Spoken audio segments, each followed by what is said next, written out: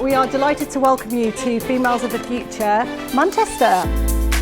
We kicked off this series earlier in February in Leeds, and I'm delighted to bring it to Manchester. We're on Deansgate at the Mews. We've got wine, cheese, charcuterie, networking, an amazing panel lined up, so I'm really excited for what tonight's going to bring. Recruitment, a wonderful sector that we find ourselves in. There are very low barriers to entry, and typically with that comes lack of knowledge and understanding of how to create environments where women can excel. Even when I joined, I think I remember saying in my interview, is it really blokey? And they were like, no, no. And then in the first week, I just said to someone like, you lied. It's really, really blokey. It's not my responsibility to educate you to include me. You've given me a seat at the table, but I don't feel like I'm invited to this party.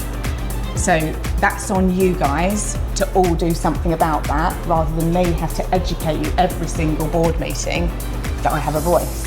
I thought the whole night was really fun. We had a tombola, but we also had like a varied panel board. I think there was some really good takeaways from branding yourself as a woman on recruitment, to having male allies within the industry. I've had it when we've spoken about International Women's Day, and I said, oh, what's your plans for International Women's Day? And they said, well, we get all the women to sit in a room and they're going to talk about the problems that they face in business, but in a wider sense.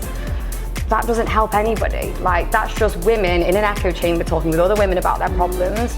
Solve the problems by getting men involved in the conversation. Men get a lot of pushback as well though. I know my husband, when he said he needs to leave to pick the kids up, his boss has said, can't your wife do that? And it's like, well, I work full time as well, why should I do it? I do it 90% of the time. So I think there's a lot of education needs to happen to support men that actually do want to be there, to be able to commit and to do things. You've got a voice, so saying to them, I deserve this, or what do I need to do to get to this level, or I'm looking to get to X thousand a year. Some people get scared to have those conversations, but it's really important that you feel valued and you get remunerated appropriately for the effort that you're putting in and the money that you're making for the business. Tonight was extra special because Females of the Future are launching a mentoring programme where we're going to have leaders to lean on from not just Fruition, but from all members of the Females of the Future community, so people can either sign up to become a mentor or become a mentee and really maximise what this community is all about.